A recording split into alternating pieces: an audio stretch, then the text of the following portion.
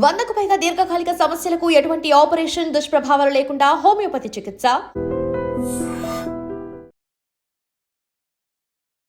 Welcome to I dream. నేను దేశ్రీ. Sciatica అంటే ఏంటి, సయాటికాకి హోమియో మెడిసిన్ ఏ విధంగా పనిచేస్తుంది తెలుసుకుందాం. హోమియో కేర్ ఇంటర్నేషనల్ నుంచి డాక్టర్ సందీప్ గారు మనతో ఉన్నారు. హలో అండి. హలో అండి. ఏంటండి సయాటికాతో చాలా మంది అసలు ఆ పెయిన్, కొంతమందిని నేను చూశాను భరించలేక అట్లా పడుకుండిపోతూ ఉంటారు, ఏడుస్తూ ఉంటారు. అంత రావడమే అంత సివియర్గా వస్తుందా సయాటికా? ఇది సయాటిగా అనేది it is the largest nerve in human body అండి. మనకి వెన్నుపాము మొత్తం 33 చిన్న చిన్న ఎముకలతోటి తయారై ఉంటుంది అనమాట. ప్రతి 2 ఎముకల మధ్యలో డిస్కులు ఉంటాయి. సో మనకి ఆ వెర్టిబ్రేస్ మధ్యలో నుంచి మనకి వెన్నుపాము స్పైనల్ కార్డ్ అనేది దిగుతుంది. ప్రతి లెవెల్లో కూడా స్పైనల్ నర్వ్స్ వస్తూ ఉంటాయి అనమాట.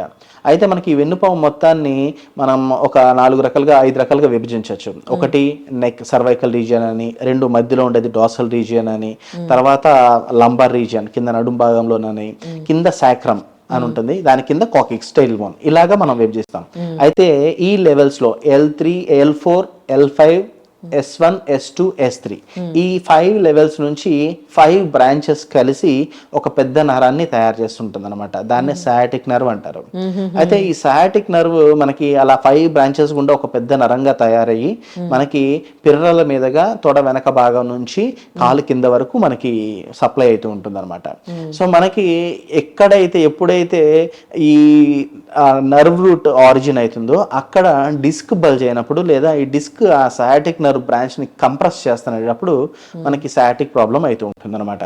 సాధారణంగా ఎక్కువ మందిలో ఇది స్లోగా స్టార్ట్ అయ్యి గ్రాడ్యువల్ గా దాని ఇంటెన్సిటీ పెంచుకుంటూ వస్తూ ఉంటుంది. కానివ్వండి, కొన్ని సందర్భాలలో ఇది చాలా అక్యూట్ గా కూడా వచ్చే అవకాశం ఉంటది. ఉదాహరణకి రోడ్ ట్రాఫిక్ యాక్సిడెంట్స్ జరిగినప్పుడు, లేకపోతే అనుకోకుండా మనకి కాలు జారికి డైరెక్ట్ గా నడుము మీద పడ్డప్పుడు, లేకపోతే ఏమన్నా దెబ్బలు తాకినప్పుడు, ఇలాంటప్పుడు మనకి అక్యూట్ ప్రెజెంటేషన్ కూడా సడన్ గా 1-2 రోజుల్లోనే చాలా విపరీతమైన నొప్పి వచ్చే అవకాశం ఉంటది. So most of the cases లో చాలా స్లోగా గ్రాడ్యువల్ గా స్టార్ట్ అవుతుంది. ఏదో ఒక వైపున ఉండొచ్చు, లేదా వాళ్ళకి మనకి నడుములో నొప్పి దగ్గర నుంచి మనకి కాలు కింద వరకు గ్రాడ్యువల్ గా ఐదర్ రైట్ లెగ్ కానీ లెఫ్ట్ లెగ్ కానీ రేడియేటింగ్ పెయిన్స్ మనం చూస్తూ ఉంటాము. గ్రాడ్యువల్ గా అది కింద వరకు దిగబడుతూ ఉంటుంది రోజులు పోయే కొంది. గ్రాడ్యువల్ గా దీంతో పాటు నమ్నెస్, తీపులు తిమ్మిర్లు ఉండటము, స్పర్శ తగ్గటము, ఇలాంటివన్నీ కూడా ఉంటూ ఉంటాయి. ఇంకా సివియర్ స్టేజెస్ లో మనం అసలు అడుగు తీసి అడుగు పెట్టలేని పరిస్థితి రావచ్చు. అండ్ మన కండరాలు బాగా దాని యొక్క డెన్సిటీ, దాని వాల్యూమ్ తగ్గిపోవచ్చు. అంటే కండరాలు బాగా సన్నపడిపోతూ ఉండొచ్చు, గ్రిప్ తగ్గిపోతూ ఉండొచ్చు, అంటే చెప్పులు జారిపోవటం కానివ్వండి, మనకి కాళ్ళల్లో పట్టు తగ్గిపోవటం కానివ్వండి, ఇలాంటివన్నీ జరుగుతూ ఉండొచ్చు. ఇంకా వర్స్ట్ కేసెస్ లో బ్లాడర్ కానివ్వండి, బవల్ ఇన్వాల్వ్మెంట్ కూడా ఉండొచ్చు. అంటే మలమూత్ర విసర్జనాల మీద కూడా మనకి కంట్రోల్ తప్పే అవకాశం కూడా ఉంటుంది వర్స్ట్ కేసెస్ లో. కానీ ఈ పెయిన్ అనేది చాలా తీవ్రంగా ఉంటుంది అనమాట. అసలు 2 అడుగులు వేయలేము, ఒక చిన్న మెట్టు కూడా వెక్కలేము. ఇలాంటివి వర్స్ట్ సిమ్టమ్స్ కూడా మనకి సయాటికాలో మనం చూస్తూ ఉంటాం. ఓకే, మరి హోమియో మెడిసిన్ ఎట్లా పనిచేస్తుందండి సయాటికాకి? సో గ్రాడ్యువల్ గా మనకి వీళ్ళకి అసలు ఏ కారణం చేత వచ్చింది అంటే, ఈ సయాటిక్ నర్వ్ ఎందుకు కంప్రెస్ అవుతుంది అంటే మనకు మెయిన్ గా వెన్నెముకలు అరిగిపోవటం వల్ల. సో వెన్నెముక అరిగిపోవటం వల్ల మన యొక్క బరువుని మనం వెన్నెముక మోయలేకపోతూ ఉంటుంది. దానివల్ల ఏమైతుందంటే మనకి 2 వెన్నెముక మధ్యలో ఉన్న ఆ జిగురు లాంటి పదార్థం, డిస్క్ ఏదైతే ఉందో అది చితికిపోయి ఆ నరాన్ని అదుముతూ ఉంటుంది అనమాట. సో అలా అదవటం వల్ల మనకి సయాటిక్ నర్వ్ వస్తుంటది.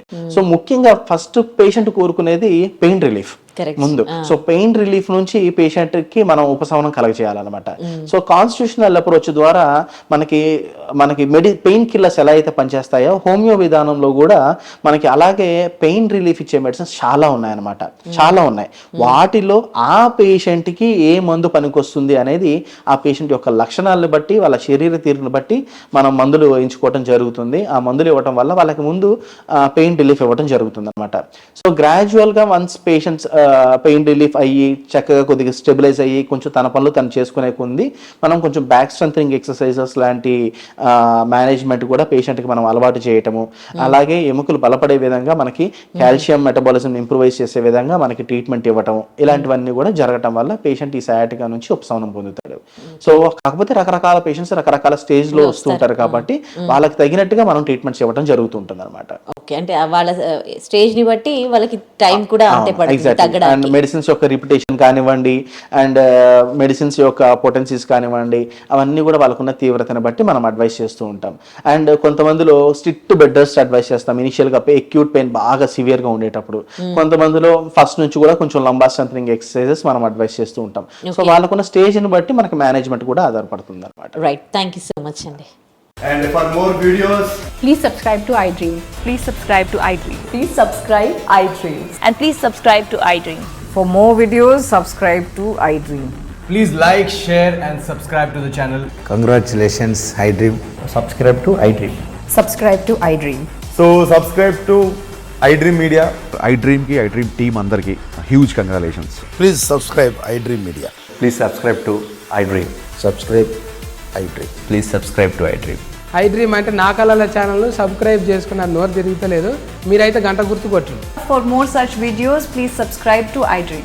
Subscribe to iDream. Please subscribe to iDream. Please subscribe iDream Media. Please do subscribe to iDream. Please subscribe to iDream Media. For best entertainment and information, please subscribe iDream. And don't forget to subscribe to iDream.